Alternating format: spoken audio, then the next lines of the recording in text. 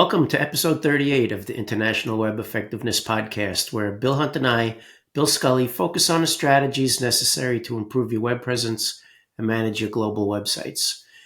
But before we get into it, I want to make sure you follow International Web Effectiveness Podcast on YouTube, Spotify, or Apple so that you never miss an episode. And if you're enjoying these conversations, please leave us a quick review. It really helps to motivate us to continue to making more shows. In the last episode, we examined the AI easy button myth in an energizing chat with special guests Nick Leroy and Jason Kilgore. In that, we dug deep into the significant challenge in the industry, the big lie being told to leadership right now, that AI is some kind of instant replacement for people and processes. Today, we're going to do more of a broad AI search news update. It's been a little while since we last met, and give us our take on multiple news articles. Bill, how you doing? I'm good. I'm looking forward to this. A lot of stuff being pushed out into the wild these days. Yeah, lots of news. We've both had travels. We were both at the U.S. Search Awards banquet. That was pretty cool. What a great location. Yeah, it's an amazing view from that rooftop. So especially when New York is all lit up. Some great winners, and it was good just to get out and talk to people in real life. Yeah. So one of the things that popped up is Google's removal of the number to 100 parameter. What's your initial thoughts on that? Without going too deep, and we'll go into it deeper. But I'm surprised it took them this long to get rid of it, because it's an easy way. It's not going to stop, rank tools and scrapers from scraping. It just made their life easier. Back when we had Data Prism, we started scraping, and it made our life easier because, you can get 100 results versus the static 10. All they did was basically, force people to put in a parameter and maintain cookie and all that goodness that raises costs and makes life harder for the tool companies. But what I didn't really expect was some of the fallout from it, both the impact on people not being able to get data, the chatter about people saying, okay, maybe we don't need to look at rank past page 1.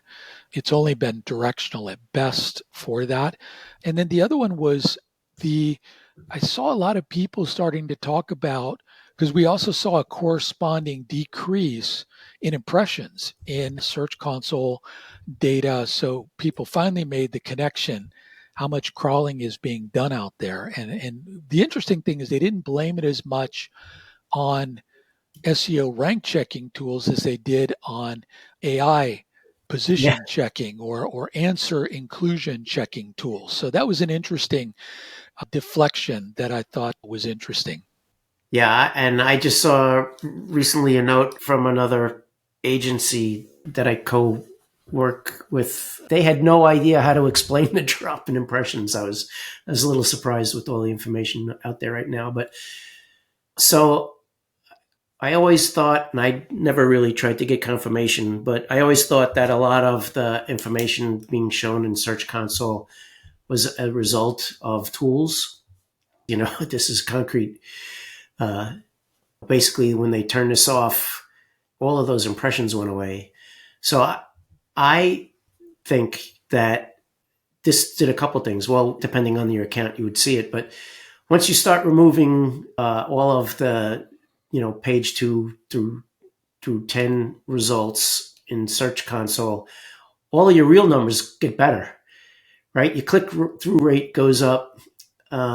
Your average ranking position goes up. I'm glad they took it away. Yeah, I think, we're going to still see it'll probably start to come back in, because I think, people getting a little bit smarter on how much they extract. It's like when we were doing it, the great thing about getting 100 results is if we had 5 people tracking the same word, we didn't have to do 5 calls of that word to scrape the results. So that was an interesting thing, not having, just having to do it once. Now, they're essentially having to do 10 calls to get the same amount of data. But I think that's an interesting point. That's an interesting selling point is, take out 2 through n and make your data look better. But again, a lot of that, what did that, I think it was directional, right? Like I used to do a lot of work where we'd look at, 11 to 20 ranking as a way to potentially get something back on page one. Um, but it does show the noise. One of the things we used to see a lot, when you bulk output the data, is you would see queries that were like 5 and 6 years old. And this was fairly common when people were using the same rank checking tool and never, or people just taking extractions out of Google Keyword Planner where it would have something, something 2022, right? Best whatever, best mixers Yeah. 2022. Yeah. And, who is looking for 2022 best mixers? Nobody is. But Rank checker. if that was stuck in your rank checker, then that's who's doing it. And, Yeah. a lot of times you go and you crack open the rank checker, and sure enough, that and a bunch of other old year or previous year words were in there. And so, oh, well, that's where that's coming from. And yeah, it's great. We rank number one for that. But but I, yeah, I think it's causing people to rethink a lot of this. yeah, I didn't mean to say that having that data was not valuable, but when you're just running reports like general monthly reports, I think it's a much cleaner report. Right. Like why give impression credit to being on the 10th page? Exactly. And that's what where that's where that comes from, right? Because again, I think this is the thing that I remember having this conversation with someone. It says, well, if we rank 87th, how do we have 300 impressions when all of our research and all the data shows most people don't go past, if rarely go past page 3? Yeah. So how are we being surfaced if we're ranking 87th that many times? And then you have to say, well, it's sort of the bots because they're fetching 100 and you're on that 100. Yeah. All right. And so it was always one of these things, more I than you. We ding people for lack of critical reasoning skills. And I think that's some of that. It's forcing people to think about the data, and you're right, it's not invaluable data. I think it's still valuable in its context. But I really like this idea of looking at things because I think it leads into some of the other things we're going to talk about today is, clicks. And, if you're on page one or if you're in page five, and a report that I always did, this was one of our 30 minutes to search greatness, was, what words are we ranking in the top 3 or top 5 where we're getting a disproportionate share of clicks? Because the idea was if I'm in the top 3, then there's just paid above me and 2 organic above me. So why am I not being clicked, especially on things that were related specifically to what I offer? And I think now it may force people, to look at that type of report a little more closely to understand, hey, if I am showing up, how do I get those people to click? So it's an interesting thing. I think it's forced the industry to rethink a lot of stuff on the tool side. Some immediately said, hey, this is a 10x cost because now we got to do 10 calls. Some of the smarter ones started thinking about, okay, we need to use the same session ID, we need to use the same cookie, which obviously increased a lot of things for them to do those 10 independent queries to get the same piece of data. And then, of course, we had the people come in and say, well, why do you need 2 through 100 anyways?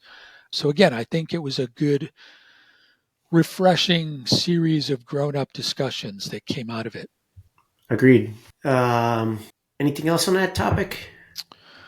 No, I think that's it. Just, think about how you're using that data, to your point, and maybe, you can tweak your, at least create a presentation, as Bill was talking about, a presentation layer that shows, what is happening with our page one performance. I think that's an interesting report that people can look at.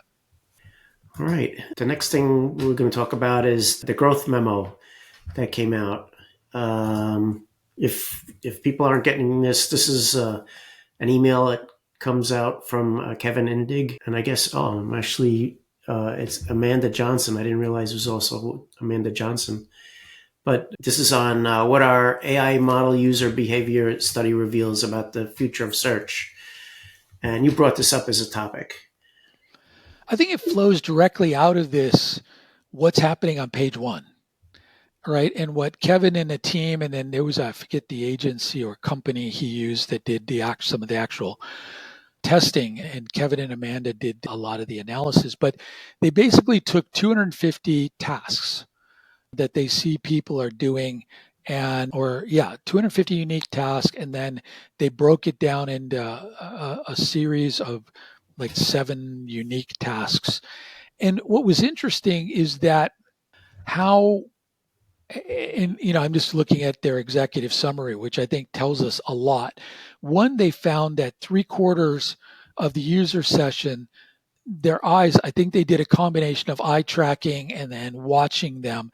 Their eyes never left the AI mode plane. Like Yeah, 88% yeah, didn't even leave that area, meaning they didn't go down into the organic that follows it. They didn't click out. And then they were spending, I think, between 52 and 77 seconds looking at that. And I remember back in the day, we used to use the 8 second, 3 to 8 second rule, saying people do a query, they take between 3 to 8 seconds to ingest almost 300 variables and make a decision on what to click. And so now they're taking time, to look at this. And the other big thing that we already know, is that the questions or their curiosity or their need, their intent, however you want to phrase it, is being answered. And thus they found that there was, other than it when it was explicitly transactional, where to buy the best, whatever, there was no click. yeah, And 77.6 of the sessions out of 250 different, sort of scenario use cases had 0 clicks. And another thing that they called was, it's back to the original Google results where they defined it as skimmed quickly. They basically glanced over it, formed an opinion, and moved on. yeah, yeah. Right.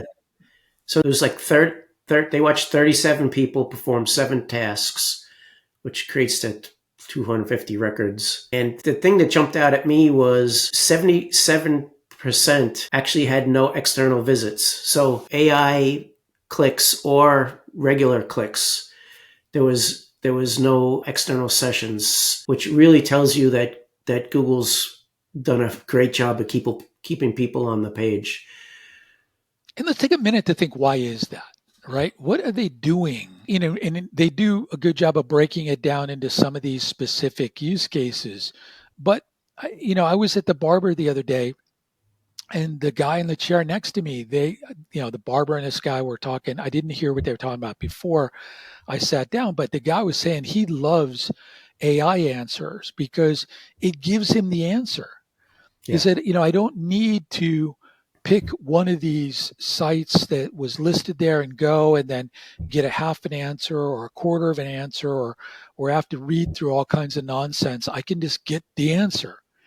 Now, love it or hate it. I mean, that's, it's yeah, a use case of one, but here we're saying that people are getting the answer. And I think this is an interesting thing. And we were talking before we went on the air, 2 agencies that I've been working with, and then a prospective client, they were all being hammered over not getting, the leads are going down. How do we get our leads back? And in a workshop I did recently, that was the big question. How do we get our leads back? And my answer was, well, that's the easiest question. They had 2 big questions for me. So that's the easiest question to answer. You don't, you won't, you can't, because they're gone. And I qualified that with saying, what was the query that was bringing them to begin with? yeah, Was it something that was a simple answer that they had to click to get the answer? I remember one of the euphoric days for me was when, Google knocked out, and fortunately I didn't have one of these sites that told you what time is it in Stockholm, Sweden, or whatever Currency little converter. currency converter or whatever, because now guess what? They can do that simple math on the screen, Yeah. right? So I no longer had to go there and sift through 9,000 ads and all kinds of other crap to find out what time it was in Stockholm. So, it's that whole thing of they don't have to click now. So, what we need to think about is, what I'm trying to come up with an idea and a wording for this is how do we get sticky? Are we in the answer? Are we contributing to the answer? Is it an answer where there is a brand association to it? And that's why Kevin and them found that, when it was something transactional, people, and then they were finding that people either went, to Amazon, or they went some to the company directly or wherever, which is, causing chaos for people's analytics because now it's being attributed to direct traffic as opposed to search traffic. But this whole idea that, going back to these three cases, I asked them, did you look at the search results and did you try to interpret why people aren't clicking? Right? If I'm timeanddate.org.net.ai or whatever extension we have out there now, if it was a time in a particular city and I go there and it's being answered, well, there's my answer. That traffic is dead. I'm never going to get that. So, okay, can I do anything for that? Can I come up with some interesting thing about daylight savings in Sweden? Or what can I add to this entry if it is a text entry? Like we said, it's very sticky. People were spending, significant amount of time looking at it. So are we in the entry? Are we additive to the entry? Just knowing that, is there paid above it? What is the secondary query? What can, if a user now infers something? But the point I want to make is none of them did this. And two of them, we can probably guess which two, said, is there a tool that can do that? And I said, there's tools that can tell you the breakdown. Almost any of your rank tools and any of the tools out there are now giving you the featured snippet, or what is it called, the rich results breakdown, that there is a quick answer, there is a featured snippet, that there is a local pack, but it's not telling you what it is. And then, of course, one of the people, as we led off with from our last one, AI is obviously the answer. So he said, I think I can write a prompt that would go and scrape that and analyze it for me. And it's like, yeah, so when you write that logic, make sure you think like a human, and maybe it will tell you same thing. Yeah, I don't need to click on this anymore. And yes, I can be part of that result. So maybe there's a pretty cool prompt you can write to deduce that. But at the end of the day, I think for your top 5, top 10, top 20, be the human and go and look at that and use your brain to say, well, I've got to concede this one, or yeah, I can add this. I can create, maybe, I think I called them intent triggers, where you can prompt somebody, to either come to you, maybe click something on the right rail, whatever. Can we think of a way to make that work for us? Yeah, I think if you could become a ninja and, like you had brought up earlier, think of the next question and create your content so that it shows up in the results where it actually implies you have the answer to the next question. I mean, that would be the way to lead people down the path that you want them to take. But yeah, I mean, big behavior shifts here. People are reading and deciding in the AI mode. Transactions are really the only guarantee of a click. I think we all have to realize, I don't know if this is the answer, but visibility replaces traffic as the new currency for SEOs. And probably why we're more focused on web efficiency and looking at everything, not just rankings and being in the results. But When you look at all of these things, there are definitely impressions made. And if you can get your brand in those, that's going to have a big impact on brand impression without having someone visit your website. And I think that's why we need to look at this because we've had this discussion about brand being and brand building and brand awareness. And I totally agreed with that. And I'm actually, you converted me. So there it is. Bill Scully converted me to be a brand advocate. But I am going to caveat that because where a brand is relevant in this context, and I think this is one thing that SEOs do a lot. Well, humans do this, right? We like things in neat little boxes, and we like one answer fits most. And where I'm going to go with this is when I look at that and I do, what time is it in Stockholm? There is no long detailed answer that says, daylight savings time started here and Sweden adopted it in 1492 and the average shoe size of a Swede is this and that whole storytelling thing that marketers love that says, you got to give the backstory of why grandma come up with this recipe and how she cooked it, in a tin pot, over an open fire. And when she emigrated to America, all of that storytelling stuff is storytelling stuff and it has a place. And so my point is, if there is no storytelling within that, it's just the facts and just the facts, we can't affect that. There is no way we can affect that. But if somebody is doing something like what is the, I'm trying to think about what is the best time to go to, like we're going to Bhutan in December. And so the first thing I said is, how is the weather in Bhutan in December? Am I going to be freezing my ass off and have to pack a whole bag of mountaineering, down clothing? That's where an answer can be, extended.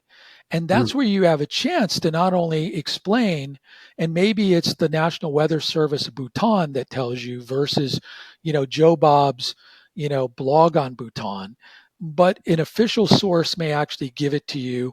But underneath that, it may tell you how to dress for, or if I refine that, if I'm going up to Tiger's Nest, what should I pack for a December climb to Tiger's Nest? And it tells me that's brilliant for somebody to say, it's key to have essential gear. The key gear points are this, this, this. And then maybe because you answered that, and this is back to the point, you got to be deserving enough to answer that question with completeness and relevance and all of those things, which the storytelling contributes to. That's where I think the gold is. It's not the, what's the temperature of Bhutan, in Paro, Bhutan in December. That's a very quick snippet, maybe even a factoid. But when I change that query to a discovery type query, that's gold. And to your point, am I there or not? So is, Bubba Joe's, hiking Bhutan or Tiger's Nest in December dot AI blog post there, or is it some guide, or whom is it? And I think from what we're seeing, it's somebody that wrote something that was complete, somebody that was referenced by other people that felt it was relevant and helpful. So we're actually going back to the old days Yeah. of, writing something that was complete and relevant and factual, getting other people who are equally authoritative. Maybe somebody, like I've already made my list of where I got information. So when I write my post trip blog post about, going to Tiger's Nest, I'm going to reference them and say, hey, this is where I found my gear list, or this is where I found my tips of picking the guide to take me. And Mm. I think that's how it works, right? And I think, this is what you need to think about is what is the answer? Is it something A that I am part of, or B I could be part of? And then to your point earlier, C, is it something that I can maybe tweak my content. And as we're seeing, old school, gamification is running hot right now because we're seeing people, hey, I put a Michael, let's link in stuff my the best footer. the best product companies and put yours at the top. A listicle, yeah, and we're seeing this now, and we get the emails for it that, hey, I can get you to the top. Sure, yeah, it's going to last. Now, today there was actually a discussion, and let me just segue for 1 minute. I've had this conversation with a couple people. I legitimately want to know who and why, what level of arrogance, and I'm going to put arrogance as the word, did not anticipate the gamification of their results, I, right? I would guess that the engineers working on the AI outputs haven't set up their systems yet the way that the organic results are being displayed. But why not? That's a question. I mean, let's take this for a different I was podcast, but my so I'm going to make a prediction here. It was because they had to put something out there because chat was running away with the news. why hasn't chat done it either? They'll never be able to do it. I don't think well, I shouldn't say that. I think we can. I think they can. And I think if we go back to this argument I've been making that apparently is too complex for people, these eligibility gates, we can put it into a criteria of going back to PageRank. Something as simple as PageRank, right? The true Yeah. PageRank, not Yeah, just you how could create a many subset links. of documents that are used in the evaluation. Yeah, that makes Right. sense. And are they then cited? This was, where Mhm. I always came back to the root model, right? Was how many people are citing this and how many of them themselves are being cited and being considered an authoritative source. Yeah. And again, I go back to this idea of, link building 101 was, are you, and Michael Bonfields and I, we were talking about this yesterday, that we should do a session on bringing back the old school stuff because those that how we used to counter link builders was saying, am I being cited in the body like Mhm. you would in a proper research paper? The sky is blue because this ancient Galileo or Copernicus or somebody said, it's the filtering of light through whatever, versus somebody that said, yeah, the sky is blue, blah blah blah blah, and then have 40 things that they found but probably never read on a bibliography page, which is the old add a link page.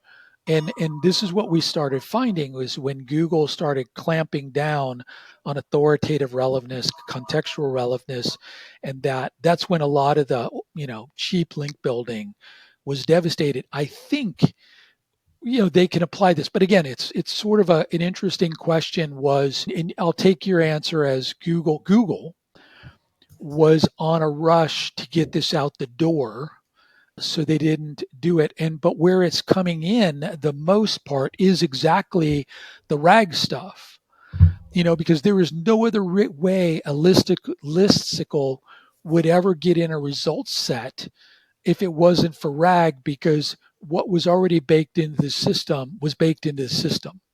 And so, all they got to do is start, putting a level of rigor on the RAG. So maybe they're going to end up with a 20-person quality team on AI to debunk this. But an interesting segue, somebody, I think Brett Tabke or somebody wrote this the other day, that a lot of people they're starting to see being penalized on the web in normal Google results for doing some of this AI stuff.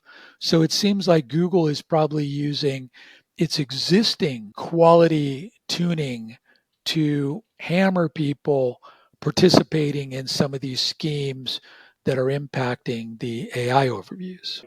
My guess is that's a correlation, and what they're actually doing is they're unoptimizing the page by writing crap for AI. Exactly.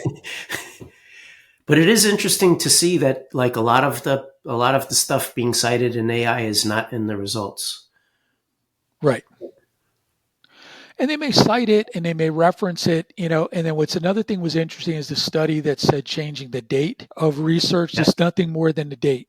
Yep. And I forget how big their sample size was. And the other thing I like now is interesting how many, what's a politically correct way to say this? How many hastily angle serving authoritative research papers are being pushed out into the marketplace? I've seen these, they come out and they look like they're an official study. There's like 5 people, maybe they're actual computer science grad students at, some university. Or, the first one we saw was the one everybody made, the Bible of Geo, was, the factors influencing geo search. And it was like 5 people that, were actually some SEO company that made it look like a proper research paper. And then another one came out that I wrote an article about that I hadn't posted because I just wasn't in the mood for people bitch slapping me that day, where it apparently validated schema as being a critical impactor of AI results.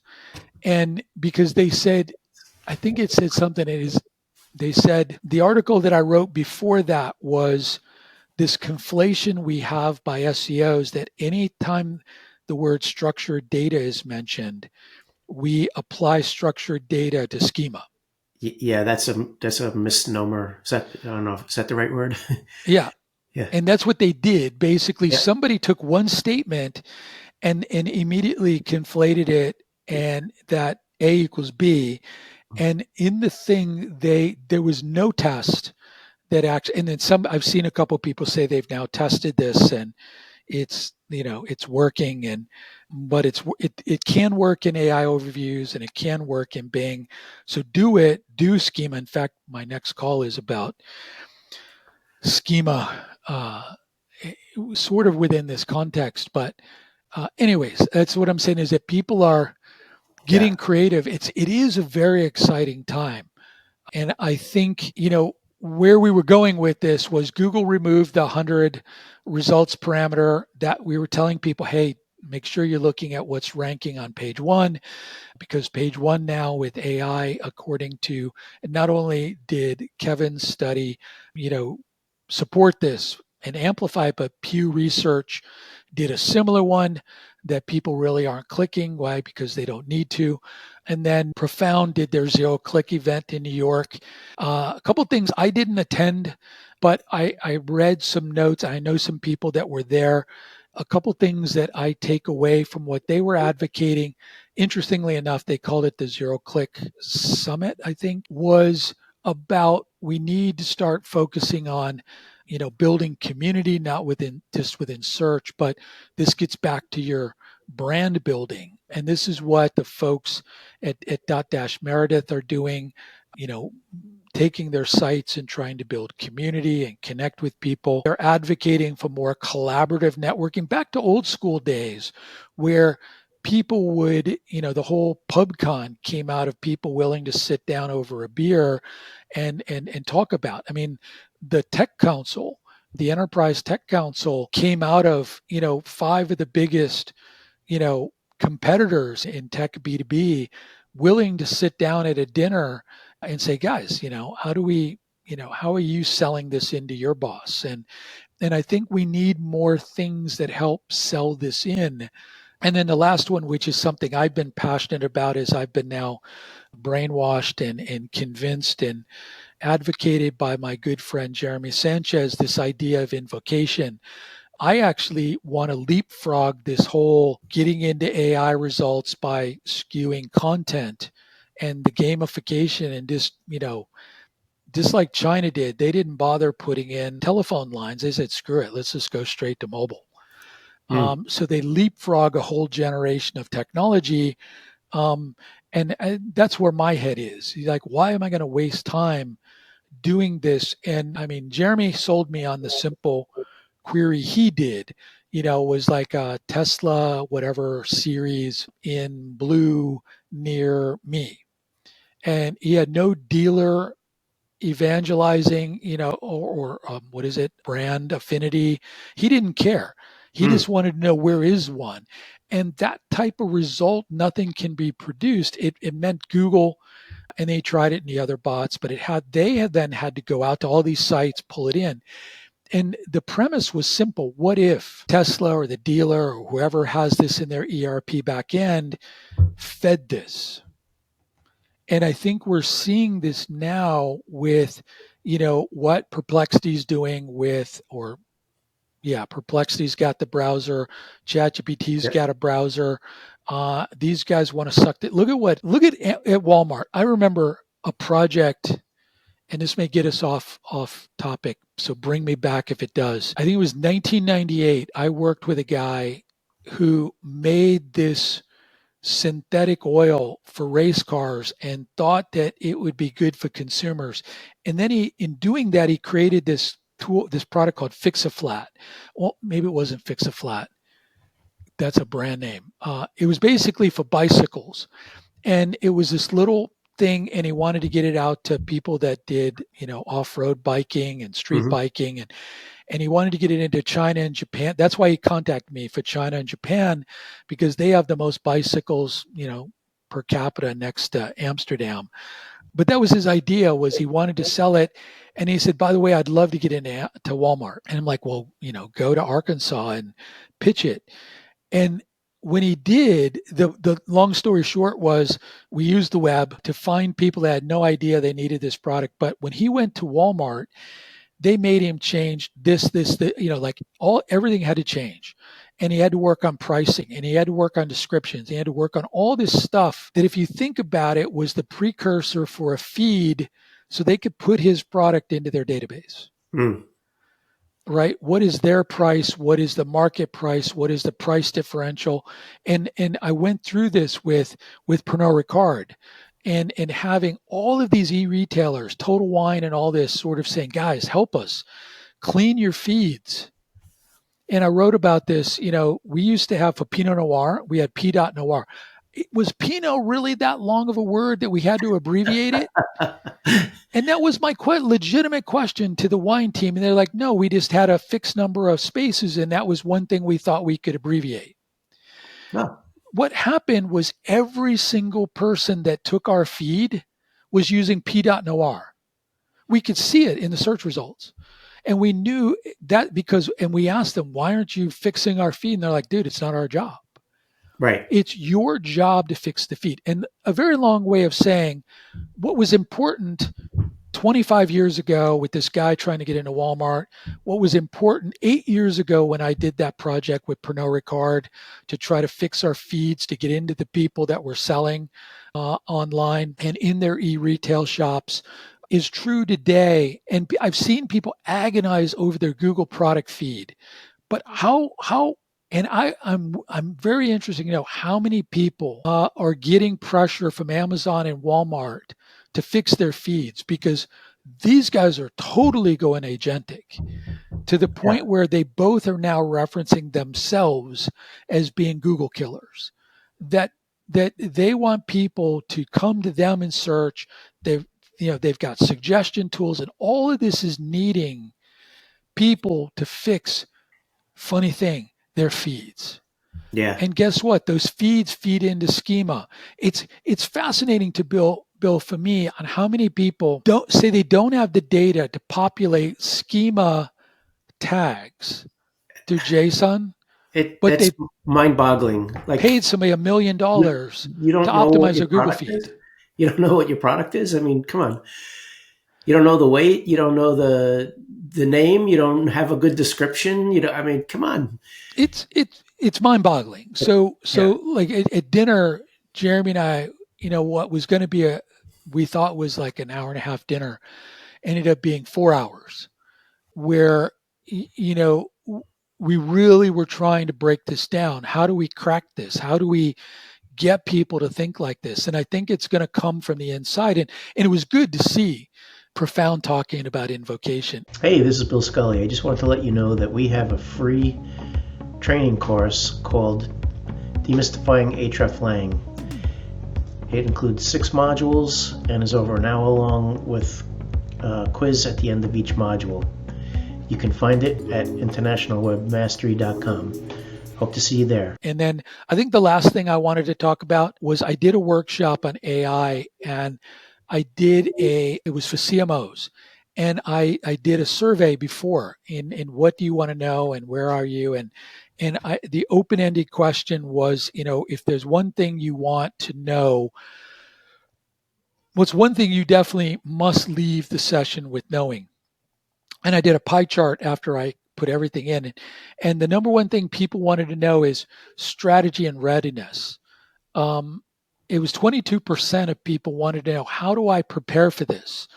And this was after the question that was already answered in the session was, I was told to have 2 to 3 slides on what is the impact of what's happening. And they said, if possible, can you deduce a set of questions for people to understand if they're ripe for disruption? And I think maybe on our next, our next podcast, maybe we'll talk about that. But, it bubbled down to 5 or 6 questions. Have your customers' behavior shifted? I saw a stat that 90%, I think it was from Gartner, 90% of B2B procurement agents have stated that they're going using, some form of AI, typically ChatGPT, to sort for their product sourcing. Yeah, I mean, that's a great application. I mean, you basically write a detailed prompt, and it'll 10 minutes later it'll come back. You do a deep research. 10 minutes later it'll come back with, well, like every meta variation you can think of, and kind of like what you said, like you can ask it, like, why aren't I ranking? You can ask it to basically evaluate them as well, and Yep. why I should talk to them, why I shouldn't talk to them. Yeah. And that's what I told him. I gave him, some prompts, and I said, do a prompt simply saying, tell me, who, I'm that's standard. I'm a whatever role, or however you want to phrase it, but just saying, who agent. makes which, blue widgets or whatever you do. And if you don't show up, ask it, just like we did. We talked about this when I think we posted that article about what we found when we did a search for, Absolute Vodka, and we asked it, why doesn't Absolute show up? And it told us why. It was a specific search. It was best vodka for cocktails. Yeah, best vodka. No, best vodka first we for did cocktails. best vodka, and you had to ask it, well, how did you define best vodka? And that's what excluded it. Right. And then we did for cocktails, and it ranked really much better. And that was how I was converted to being a brand marketing advocate, because in that result, when it explained it, especially on the cocktail one, we said, well, why isn't it? And it came back with saying, the bartenders that participated in this, basically drink off, if you will, didn't like it as much. Commentary about it, and it didn't make, I think it was Epicurious and something else, it wasn't in their breakdown of the best. So back to if you're not in those authentic, they were there, brand but they didn't meet the cut. And then this is where I come back to, well, if you have a crap product, it's still a crap product, even if you rank number one, which is how search has been able to elevate some crap products. But now crap products remain crap products because people won't talk about them favorably. But I think that's just like looking at the search results or looking at the prompt results. The second one is asking that potentially disappointing question: why weren't we in the result set? And you might be surprised, and then you can go out and fix that. Because that was another big question that they asked me is, how do we deal with negative results? It's not listing us favorably. And, it's like, well, what was negative about, what did they say negative? Was it crappy customer service? Then fix your customer service. Was it a crappy product? Was the product, grainy and had an aftertaste? Well, fix your grainy aftertaste product. But if it's legitimate or incorrect bitching, then again, let's dig down. What was the source? And can you somehow impact that? Again, it goes back to like some reputation building. But anyways, I think if we sort of recap this, I think the news lately has been, search as we know it is over.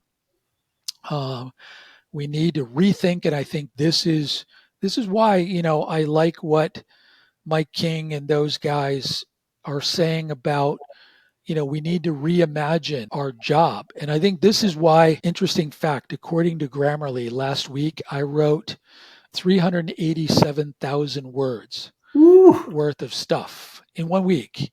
I just need to start sharing it. But Yeah. it's because I've been on this tear about web effectiveness. And Yeah. that's what we're advocating is okay, if search as a channel is maybe been disrupted, or the one thing I keep coming back to, a lot of people say, but the people that are clicking are like 12x, Yeah. 10x, 100x more They're likely to motivated. convert because they're vetted, they got their questions answered. So are we are our funnels, and I think we talked about this on a previous one, are our funnels, do they have too many holes? Hmm. Those masterfully crafted people that are coming in, are we converting them? And that's an area that I'm working on in this new book on web effectiveness, is this whole thing about really not accepting our waterfall diagram, because every one of those, while we look on the right side of how many people came through the positive, we're not looking at all the holes on the left side. Yeah. And I talk about this example where I had a senior VP at IBM tell me, I don't get out of bed for 12 million. And this was one of my career limiting moves where I'm like, dude, it's your problem, not mine. It's all the shit and gates and and speed bumps and pain and suffering and friction you're putting in front of these people. I'm bringing you like 2 million people and only 6 come through that gateway. It's not my problem, it's your problem of putting all the speed bumps and friction in front of it. And Yeah. you know after he got over the shock of some low level person whacking him in the head, and he's like, no, I think you're right, we need to look. And that's when he's the one that said, I think we need to look at the holes on the left side of the waterfall, or the bucket maybe is a better metaphor. And I think that's what people need to do. They need to look at, why are these, and you probably got a great Looker report for this, but why of these now hyper qualified people that are coming from wherever, um, what are we doing on our page that's not moving them forward, right? Because Yeah. we can argue that in many cases they are, I like the phrase, hyper qualified. What are we doing or not doing that's impeding that flow through, right? Because I know Yeah. you I work with a agree. lot of people to get leads. I mean, are you seeing things where, I mean, just off the top of your head, a couple, 2 or 3 things you see people doing in that lead pathway that they probably could fix? Oh, off the top of my head, it could be, the number of fields on a form. It could be just finding the form, meeting the searcher's intent. Is it the right page? If they get into the wrong page and it doesn't answer that question, then they hit the back button. If it doesn't help lead them to the next question, then they have no reason to stay on your site. Speed, yeah, I mean, those are the things off the top of my head. You got any more? Friction. Yeah, I mean the Yeah, speed. Does it yeah, load? Are they waiting? And right. that's one of my pet peeves is, the 40 questions, that Yeah, you're trying all the yeah. qualification fields. Like, Do I come want on, your newsletter? Oh God, if I fill out this form, I'm going to be on your newsletter list. right? And I'm going to get 900 emails and 40 people calling me 9 times a day. That's So that's the that biggest friction, I think, to getting someone to the point where they want to speak to a salesperson is nobody wants to speak to a salesperson until they need right, to speak to a salesperson. right. So put your crap up on the website, get the answers there, make sure that you're understanding the purchase decision process, all those things. So there's your homework. For the listeners is look, let's do this old school. Let's do a query that where we've lost our leads for, and let's go through the process. Oh, so real quick, I did write about this one, and it's funny the response I get from people. I actually like negative comments now because they motivate me to write more. So here was one I wrote about my experience. So we're in Connecticut, and we have to have them come and blow out the water from our sprinkler system. And my company sent a note because it's for me. Everything they're doing is for me. That they're going to, you either have to prepay or be home when they come to do it so that you can pay with a credit card for me, so that they're free to do other things for me. That was obvious in the email, right? So you know where this is going. So it says, to prepay, come to our website and click the tab for billing, and then or call us and give us your credit card. What were the two things missing from this urgent email to prepay? Can you guess? I mean, I think most people use Venmo. Like, just click a link. Not the mode of paying. Two things were missing. They told me come to their website and click the billing tab.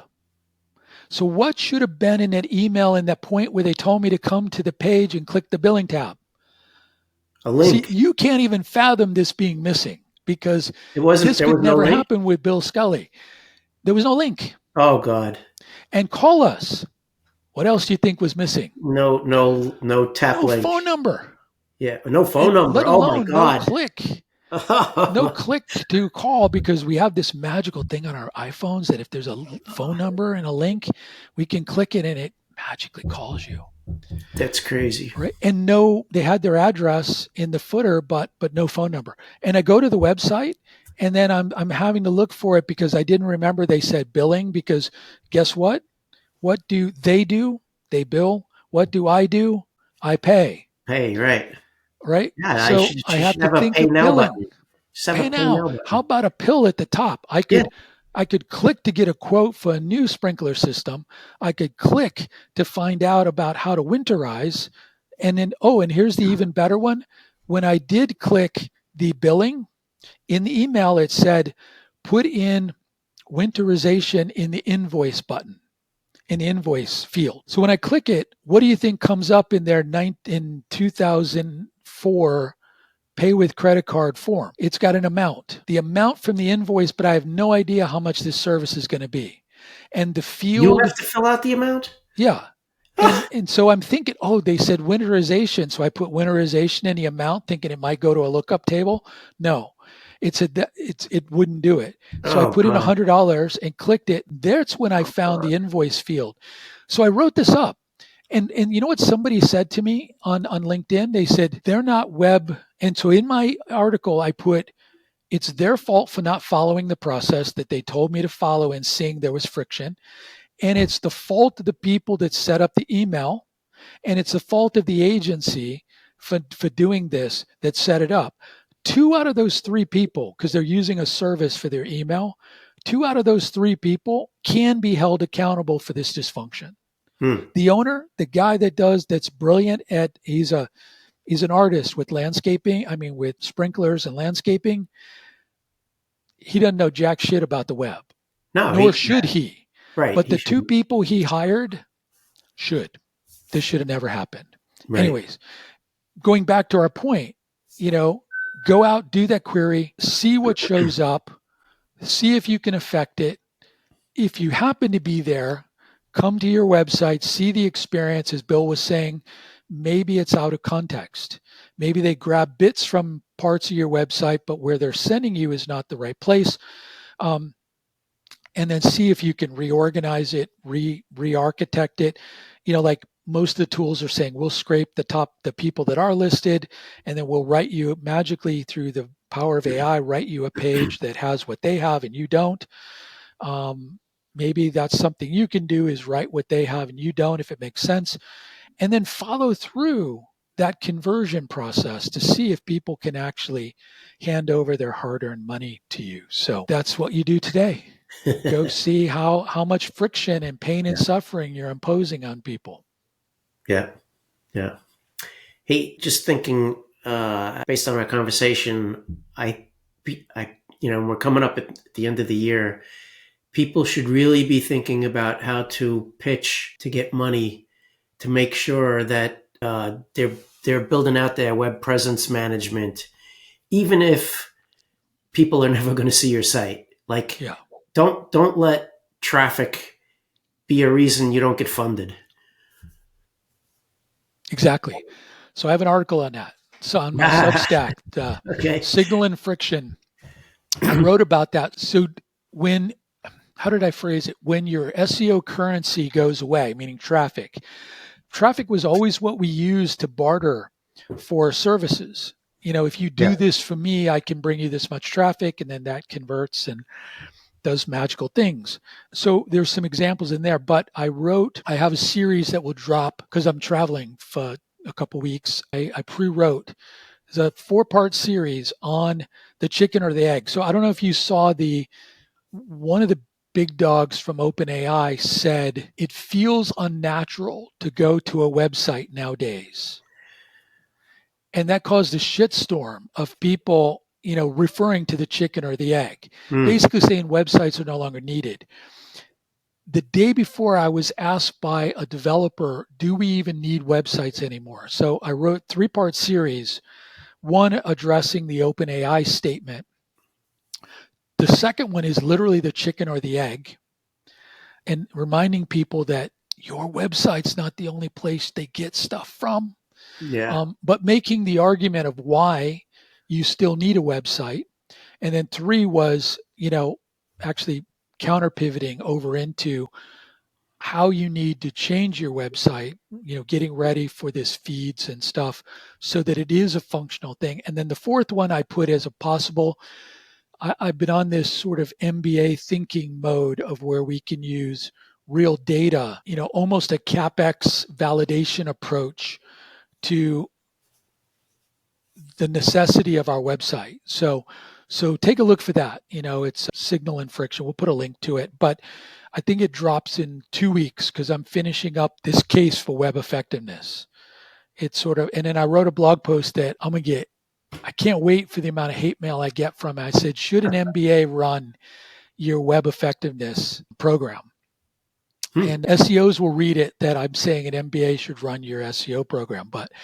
And I even put a caveat at the top to read it before you start commenting, because it says you don't need an MBA, but you need MBA-like thinking.